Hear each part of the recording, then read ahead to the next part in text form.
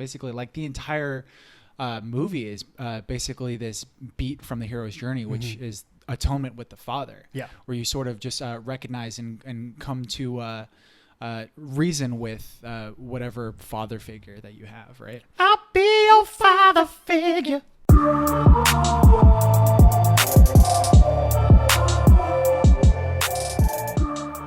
Wait, let me do my best Brad Pitt in this movie. Really underperformed, sort of just like really, underperformed. He just says like, we in.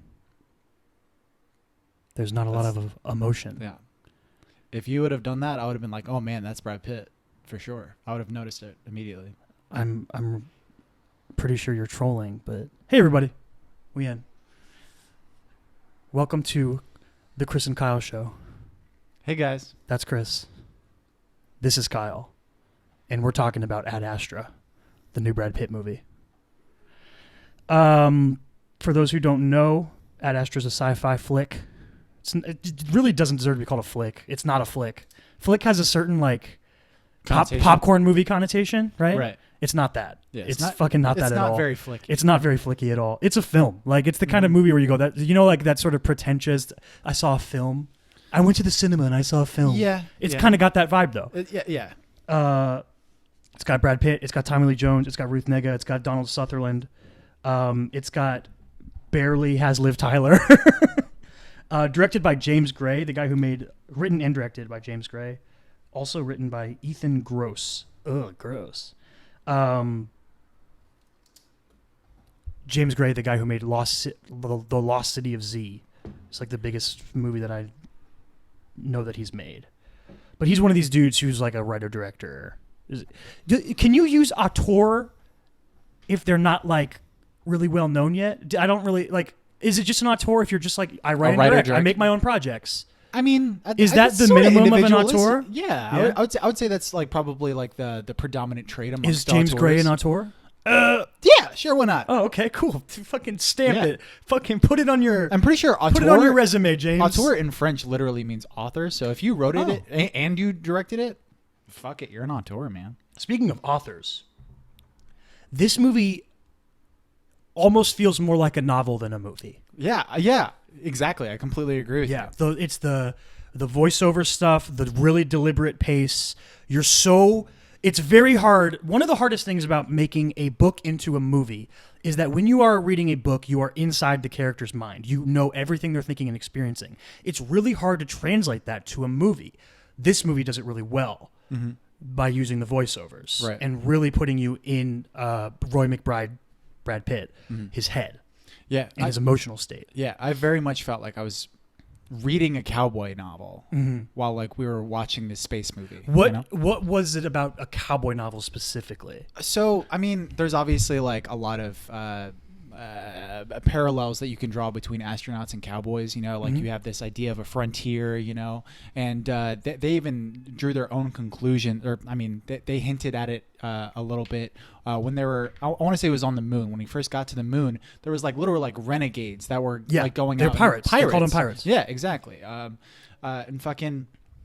Yeah, so like that's something that you could very easily just do the exact same thing, but instead of it being on a moon, you have it on the middle of a desert, right? Horseback, and you have a caravan that's getting attacked by a bunch of different. So the thing about cowboy that I think could be a little bit of a misnomer is that when you think of a cowboy, I think you think of someone who's a little bit more flies by the seat of his pants.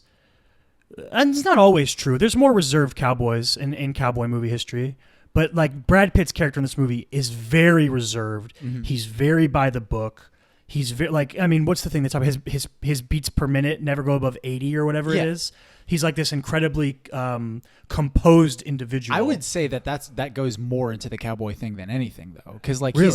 he's not like he's not fucking as chaotic, you know what I mean? Like, Okay. But the things that do make him chaotic are the things that are linked to his past. Yes, certainly. I don't know if you noticed that throughout the movie. Like, so he has this resting BPM, this beats per minute with his heart and everything. And you know, at the beginning of the movie, th're like, oh, like even when you're about to never die, had one above 80. It's never gone above 80, which is badass, insane. super badass. It's very well.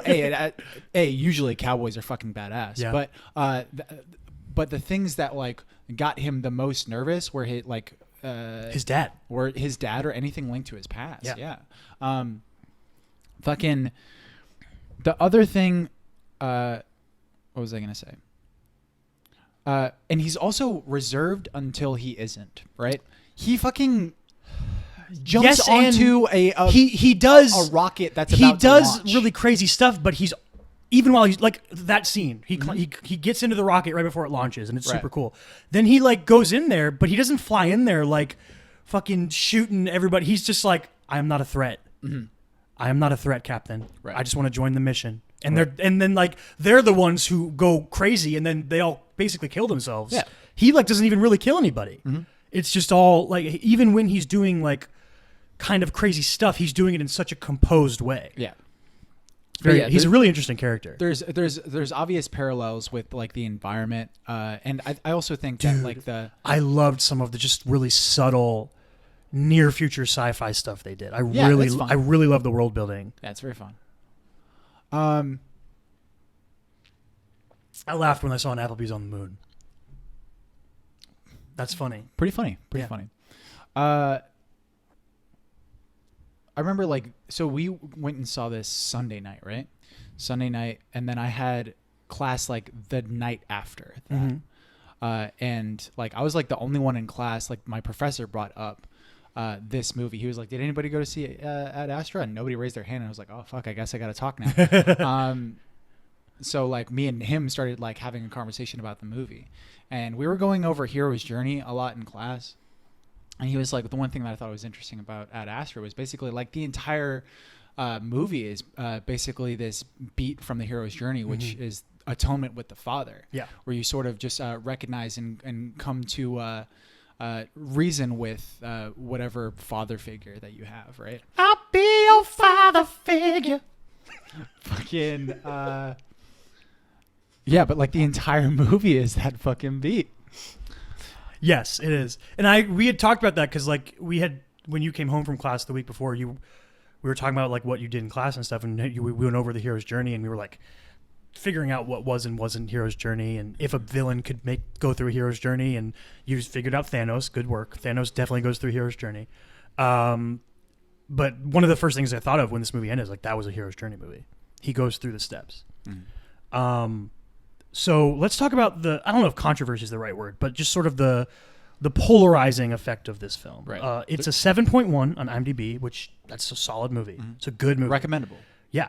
It's an 83% from the critics on Rotten Tomatoes, but it's a 42% from the audience. Yeah. What is it that you think, or I'll read the critics' consensus. Ad Astra takes a visually thrilling journey through the vast reaches of space while charting an ambitious course for the heart of the bond between parent and child. Yep, that's true. What is it, do you think that is the divide here? The assumptions. I think assumptions might have really like fucked people. What do you mean? Okay, so I think that like a normal audience member that's like going into, expecting a space movie, and like we talked about at the top of the episode. So you're like saying anybody who's seen the trailer, sees the poster, they're like Brad Pitt in space. There's implications that there's some sort of alien involvement, because they use that to their advantage too in this movie. Yeah, the fact that there's this buildup that there might be alien life and other worldly creatures, and they use it in a way to induce a little horror into the movie at points, which I think really effectively. But you think that people maybe went in thinking it was going to be more of a flick. More of a flick, exactly. Yeah, okay.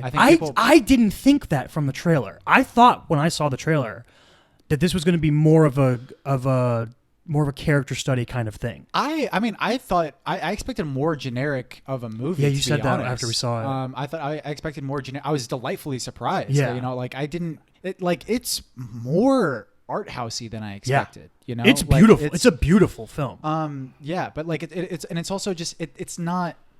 It's also really subtle and like deliberate. I think we already said deliberate. Yeah, it's very deliberate. Very like Brad Pitt's performance is really subtle.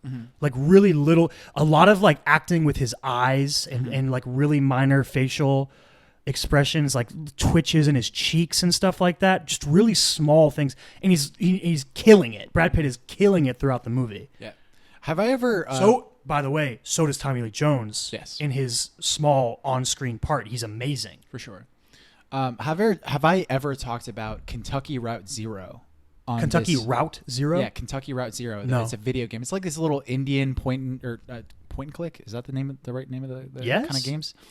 Yeah, it's like a point and click little video game. But it has like basically the story is like you're going across like America, like on this route called the Kentucky Route Zero, and like the entire Is it like Oregon Trail? No, not exactly. Okay. It's not as like. It's hard to explain, but it has like this because of the visuals and because of the music in the video game. It very much has this feeling of like you expect there to be something supernatural around the corner. Okay, yeah, which this movie definitely has. Yeah, but there is no real reason for you to think that other than like sort of like your own expectations and like sort of the ambiance, the ambiance of the entire story. Okay. I feel like Ad Astra has that like in abundance. It's I like it. Well, here's the thing though. I think that me and you both like that, but I also think that someone who's like, you know, expecting for there to be aliens. Yeah, like somebody who's like, very oh much man, be it's a movie. disappointed. It's got Brad Pitt. He's an astronaut. There's this thing called the Surge, and there's aliens. Like, Right. that's not what it is at all. Like, oh, by the way, do you remember when you and Tyler were like wondering why he had to go to Mars? Yeah, in order to get to his message to his It's because father. when the Surge happened, it was the only communications hub that wasn't corrupted. Oh, okay. They said that, and I completely forgot it. And I realized it like the next day Oh, when I was thinking about it. Yeah. yeah. Didn't remember that. I was just like, oh, is it like that classified? I didn't. It didn't. That wasn't a huge gripe with me. Yeah, no. But like, again, there was a reason. Let's talk about your boy Max Richter. Oh yeah.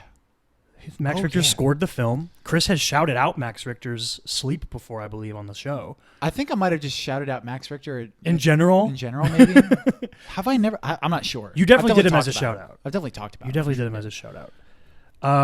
So, yeah, he scored this film. I think the score is really good. Have you ever heard any Max Richter before? I've heard some of Sleep. Yeah. Yeah. Yeah. He's very much like he's the opposite of Hans Zimmer in a way. Yeah. Like I describe. I think I said that after we walked out of the movie. Yeah. Well, it's like Hans Zimmer is like very much rock and roll, and fucking Max Richter has an album called Sleep. Yeah. Like, and it's just and it adds to that ambiance. But it's fucking amazing writing music too, because it just doesn't distract you. It's not gonna fucking pull you out of your your writing zone. Yeah. Have you listened to the soundtrack since you saw the movie at all? No, not yet. I haven't either. I've But also I'm just been watching so much Critical Role. That's true. It's kinda hard. That's true. He's in. He's addicted. It happened.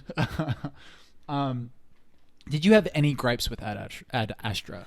I mean, I think more than gripes, it would like what you almost have to say like, why isn't this your favorite movie of the year? Because I like it that much. Like if we were to make our end of the year top 5 movies list, I think this would be on my top 5, along with Booksmart and The Peanut Butter Falcon, Endgame, and Spider-Man. I think this might be 5. I think you're holding it in higher regard. I don't really have any I gripes with this movie. really loved it, but I didn't sink into the movie as much as I think that you did. Yeah, I just didn't enjoy it. I also I think you mentioned that like you were expecting more of a generic movie.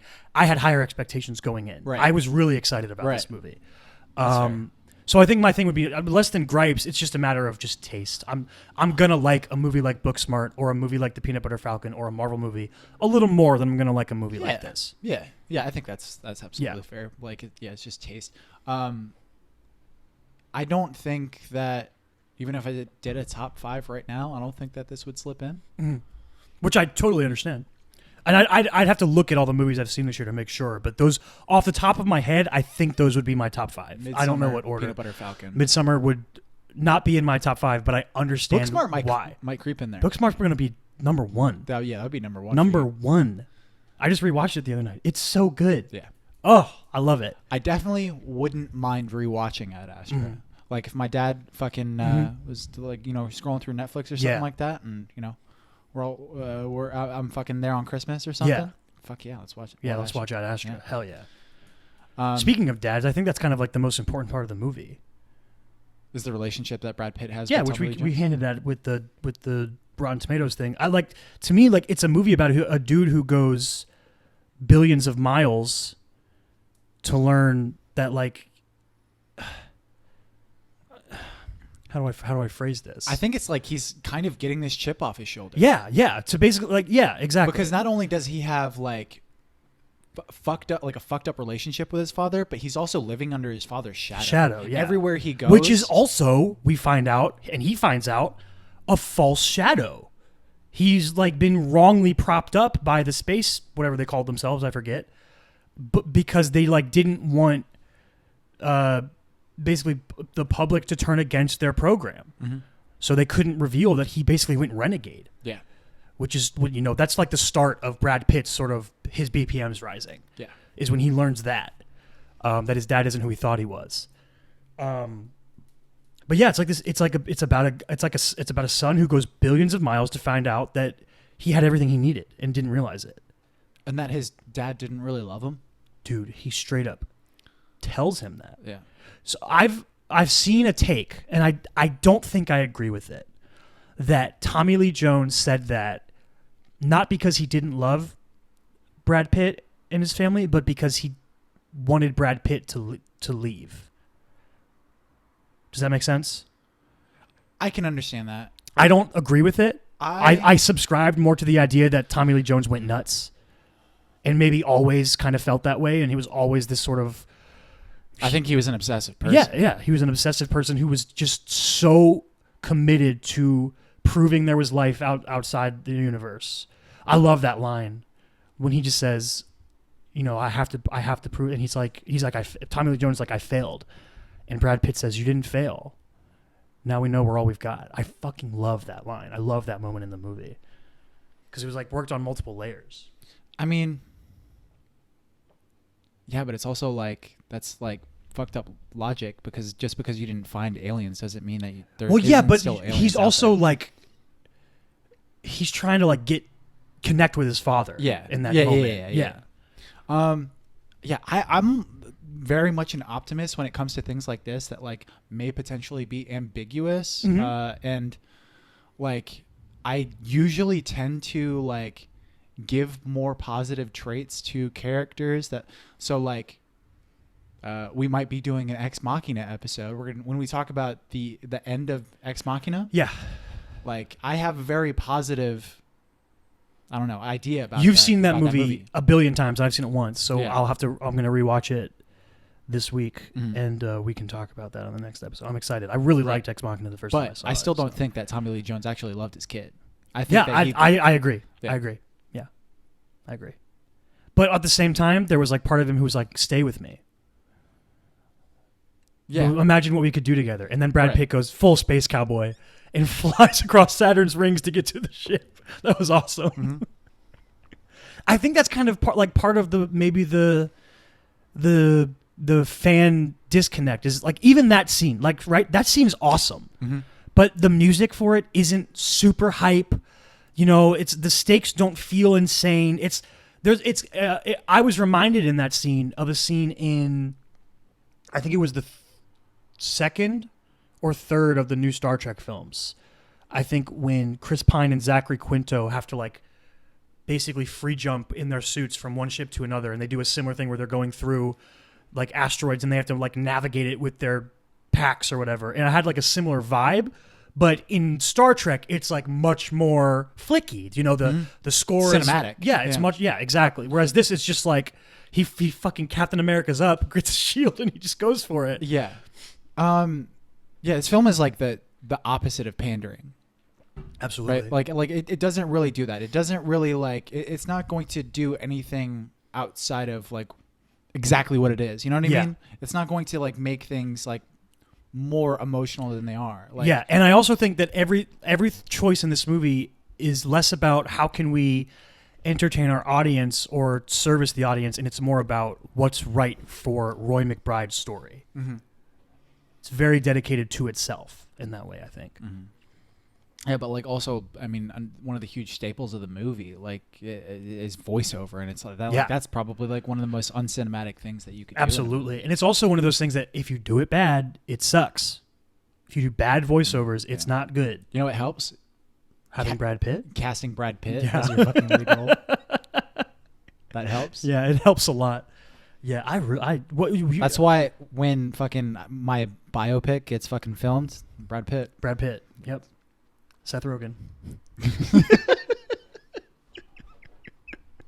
By the way, I watched Superbad for the first time. Fucking Seth Rogen and Evan Goldberg named the leads after themselves in the first movie they ever wrote. Good work. Funny. Good movie too. Bill Hader is hilarious in it. Bill Hader and Seth Rogen, hilarious. I don't know if you ever gave gripe. You asked me gripes. Do you have gripes? So yeah, like I said that I don't really have any gripes with the movie, but it's not like because there's no gripes. It's like my favorite movie of the year. Yeah. Or even And a lot of it comes down to taste. I really enjoyed it. Yeah. You know, like it's not. Yeah, like you one can of my really favorite enjoy movies something, here. but really enjoy other things more. That and like fucking both Midsummer and Peanut Butter Falcon, I fucking really, really like those movies. Yeah, This they're is a strong they're- year for me. Like, yeah. thus It's been far. a good year. Like we're Yeah. only, like we still have Oscar season Uh-huh. to come. Yeah. And there's some high points And already. there's still like other shit that I haven't seen yet. Mhm. Like, yeah. Yeah, it's been a good year for movies. I mean, I think that's pretty much it. I really loved it. I would recommend it. I think just make sure your expectations are for the right type of movie going into it. I think. Yeah. Yeah, because I kind of like that point you made about the expect. I didn't think about it that way. I just figured people didn't like it because it's slow. No, I mean, I think Yeah. that goes along. But with I the think if you expectations go as into well. a movie knowing it's going to be more of a deliberate slow movie, Mhm. you can enjoy that more Yeah. rather than thinking And it's- you're it's just going a- into an alien flick. It's just a different experience. Yeah. We also saw it like super late. Super late. And like I was like, I didn't fall asleep, but I caught myself like getting droopy. You know what I'm saying? Oh, Like I just kinda definitely bit, did like, not. like, I was like, super "Oof." engaged throughout the whole thing. I was definitely engaged. But I also told like, you, I was like, this is rough. I was like, are you cool with the 10:15 movie? And you're like, yeah, let's do it. And I was like, that's my prime. I'm like at my peak Right. at 10:15 p.m. Yeah. From like 9 p.m. to 1 a.m. is when I'm at my strongest. It was rough for me, but I don't like. I said this right after we saw the movie. I was like, I'm not sure if it hurt it or it helped it, because it Put you in it's that sort of very- dream state? Yeah, it is very dreamlike. Yeah. Like you could just. I mean, this would be a stupid ending, but like you could very much imagine Brad Pitt just kind of like waking up. Yeah, that would be super lame. But yes. Oh, I fell off the space antenna and had a Like, dream. he's like, what? There's a fucking baboon? Dude, that scene was attacked me? scary. Yeah, it's fucking creepy. And That's the scene that like where I expected there to be aliens. That's what I'm saying. When they use the alien expectation to really make that scene scary, and then it's just a fucking face-eating monkey. Right. And guess what, dude? Monkeys will eat your Yeah. face. That's real. It's still fucking terrifying. That's real. The fact that it's a baboon. Yeah, baboons are scary. Yeah. All right, man. I want to watch this Packers-Eagles game. All right, dude. It starts in 1 minute. It's a good timing. Yeah. Do you have any final thoughts or anything? It's good. It's good. Temper your expectations. Know the movie that Yeah, you're seeing. know what you're seeing. Yeah, Yeah. exactly. Cool.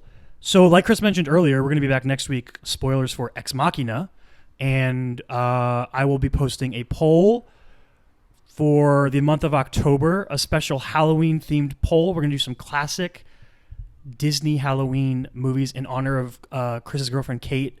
Two of her favorite Halloween movies, Hocus Pocus and Halloween Town. That's going to be our poll for the month of October. We're going to drop that episode in like the middle of the month because there's a lot of good movies coming out later in October that we want to do spoiler episodes on, including The Lighthouse, frickin' Double Tap, Zombieland 2 Double Tap. What was the Jojo Rabbit? There's a lot of movies coming out in October that we're excited about. Joker will be doing as well. Yeah. So yeah, look forward to Ex Machina next week and the rest of the month. It's gonna be a lot of fun. Find chrismichaelstott.com. Check out his scripts. Chris Michael Stott on Instagram. I'm Davinwell25 on Twitter and Instagram. The show is The Chris and Kyle Show on Instagram, on Facebook, on YouTube, on all podcasting platforms. It's tcaks pod on Twitter. I'll put that poll up probably beginning of next week.